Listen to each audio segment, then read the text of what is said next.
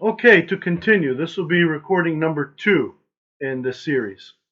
We studied the daily cycle a little bit in the last session. Now we're going to study the weekly cycle. Now, maybe you didn't know, but every day of the week has a theme. And of course, the easiest to remember is the first day of the week, Sunday. When we go to church on Sunday, especially if we get there in time for the Orthros, for the Matins, you'll hear, in addition to the basic prayers of the Orthros, you'll hear material from the weekly cycle of prayer. And when I say the weekly cycle of prayer, each day has a different theme. And then in addition, well, let's go through the days. Let's go through the themes. Sunday is the resurrection. You'll hear material from the resurrection. Um, uh, let's see. I'm trying to think of one of the resurrections. Let the heavens rejoice and the earth be glad, for the Lord has done a mighty act with his own arm. He has trampled down death by death and became the firstborn from the dead. You remember that one, the resurrection hymn? Okay, that's the tone 3, resurrection. So there's 8 tones and there's 7 days. That's very important. I'll tell you why in a minute. So Sunday, we celebrate the resurrection, the new day, the first day. And then on Monday, we commemorate Archangel Michael and all the bodiless powers of heaven, all the angels. On Tuesday, the prophets, especially St. John the Baptist. On Wednesday, we have the Holy Cross, and also like the treachery of Judas, the betrayal by Judas on Wednesday. So that's why, for that reason, that it's the cross and the betrayal, we fast. On every week of the year, on Wednesday, we fast, except on those few fast-free weeks, which we can talk about later. Thursday is the Holy Apostles, and also, very interestingly enough, St. Nicholas has found his way onto the weekly cycle on Thursday. So with the Apostles, St. Nicholas has some prayers that we sing on Thursday as well.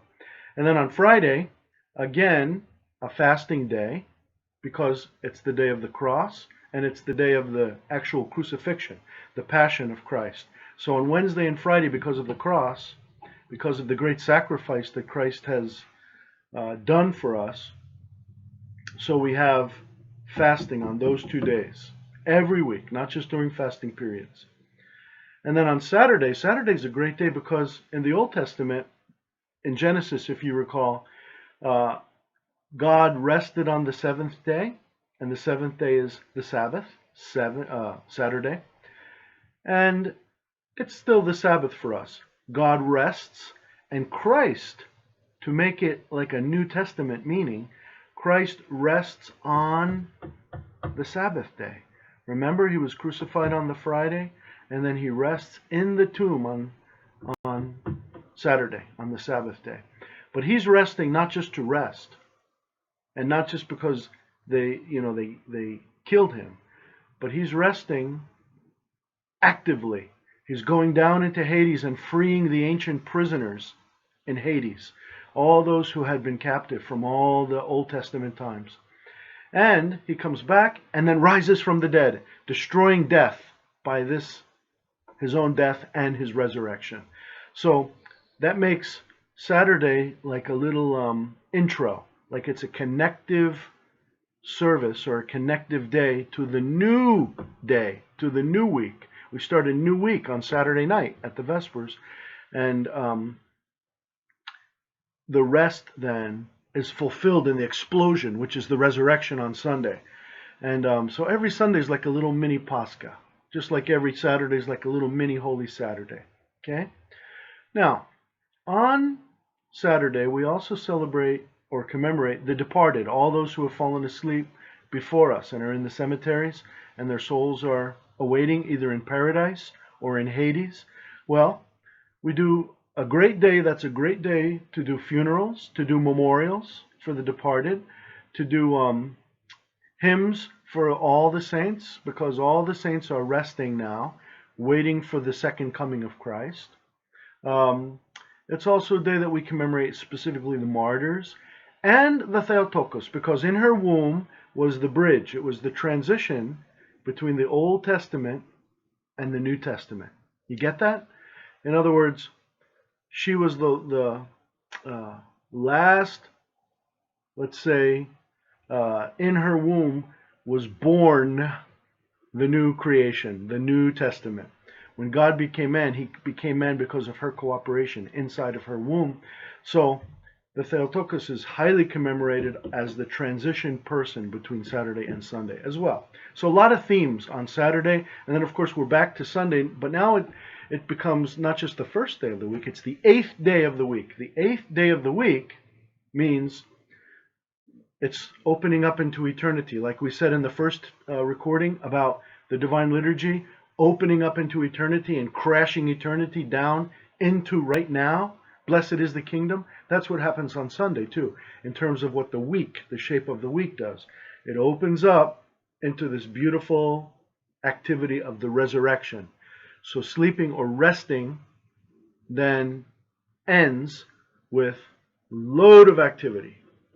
Christ is risen! Like that. Okay. So those are the 7 days of the week with their themes. Now, each of those services that I mentioned in the last recording, Vespers and Orthros, Matins, Compline, each of those then has, in addition to the basic structure that you can find in the Orologian, they have weekly material. And the weekly material is depending on what day of the week it is, of course. And also, we have 8 separate tones. Each of the tones has its own melodic structure, like different melody. Like tone 1 is, when the stone was sealed by the Jews, bum bum bum bum bum bum bum bum bum bum bum bum bum. Tone 1. Tone 2 is, la da da da da da da da da da da da da. Okay, and I'm doing the Byzantine tones now, by the way. There's also the Russian tones. Maybe you heard tone 1. O Lord, save thy people and bless thine inheritance. That's tone 1 in the Russian tones. Tone 2 is, when thou, da da da da da, O life immortal, thou didst slay hell with the splendor of thy Godhead. So, melodic pattern, different between the Byzantine system of tones and the Russian system of tones, and there are many other either nationalities, like Romanian set of tones, Serbian set of tones, but there's also, like some of the monasteries have their own tones. Sometimes a region has its own tones. There's a lot of variety in the tones. But for this class, the most important thing about the tones is that each set of tones in the weekly material has different prayers, different hymns. Tone 1, if it's a Monday and you're in tone 1, you're going to do a service to the angels, right, from the weekly material. If it's Monday and it's tone 2, you'll do a service from the weekly material to the angels again, but it'll be different from the tone 1 material. So you have 8 tones with all prayers to all of the different themes and 7 days of the week. 8 times 7. What is it? No, come on. Math tables. 56. Very good. 8 times 7, 56 different possible sets of material from just the weekly cycle.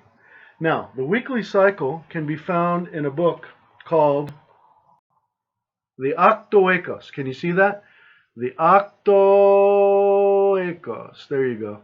The Octoekos is the book of the 8 tones. Octo, 8, ekos, the tones. And this one has Saturday and Sunday offices in it. This has just Saturday and Sunday, this volume, from tones 1 to 8. So you'll have material from Saturday night for the resurrection, Vespers, and then Sunday, all the material for the resurrection on Sundays. And then there's other volumes that have Monday, Tuesday, Wednesday, Thursday, Friday, and you put them all together and you have all the weekly prayers, all the weekly cycle that you can incorporate even into your daily prayer life.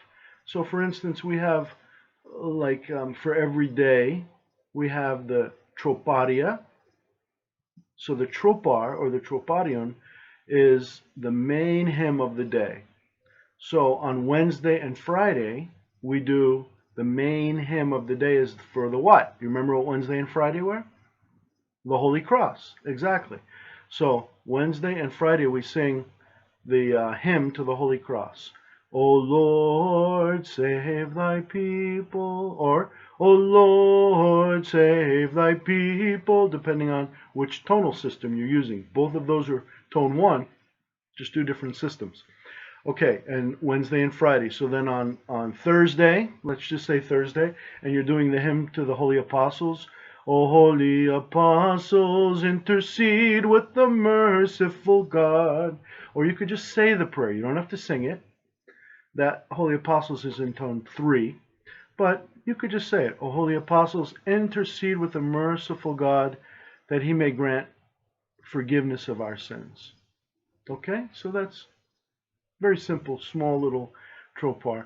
But very easy to do because if you're praying on a Thursday morning, you want to pray the prayer of the day from the tone of the week. Okay? So now you see, when you hear, like maybe the chanters are putting the service together, or you're wanting to do some prayer at home, some prayer service at home by yourself, and you want to know, like, okay, I need to know what tone of the week it is, what tone it is this week. And you have to go back to Pascha. Pascha, which is the day of days, the beginning of all days. We'll study that in the next recording. Pascha being the day of the days, all the tones go from Pascha, from after Pascha, and then from after Pentecost. Right after Pentecost, we have that week is tone 1. And then the next week, tone 2. Then the next week, tone 3. And it goes all the way around again until we come back to Pascha again. And then it starts all over again, the cycle. So you see, Pascha is very important as the determining factor as to what the tone of the week is. And once you know what the tone of the week is, and then once you know what the day of the week is, and once you know what service you're doing, or what prayers you're going to do from those services, like I say, Vespers. If it's Vespers on a Wednesday night, okay, remember, the Vespers starts the prayer for the new day, or the next day. So if you're on a Wednesday night, it's going to be for what day? Correct, Thursday. You're going to be doing prayers for the Holy Apostles, St. Nicholas, and then some other material which we'll get to when we get to the next cycle. I just want to emphasize to you the fact that what we've discussed so far is only the daily cycle with the bare bones, including your daily prayers. They come in the daily cycle. And then the weekly cycle, which is the theme of the day. And on Sunday, of course, it's the resurrection. And we sing a lot of hymns to the resurrection on Saturday night and Sunday. And how those come together, like which day of the week it is and which tone of the week it is. What's the tone of that particular week? Once you get that, then you could find in the book, then you can match these two books together. The Orologian over here, and then the Octahuecos. Whoops, upside down. Wait a minute, there we go. Yes, there it is, the Octahuecos, right? And the Orologian. These two are your basic building blocks for how you do your main prayers, and it's good to memorize some of those prayers. And then after that, then we get into the monthly cycle or the yearly cycle. And in Greek, the word is the menean, and I'm going to introduce you to the menein in the next video. So go get a drink of water, go brush your teeth if it's still early in the morning, shake it out, and then we'll come to what it means to do the monthly cycle of prayer. Okay, my dears, I'll be back in a minute.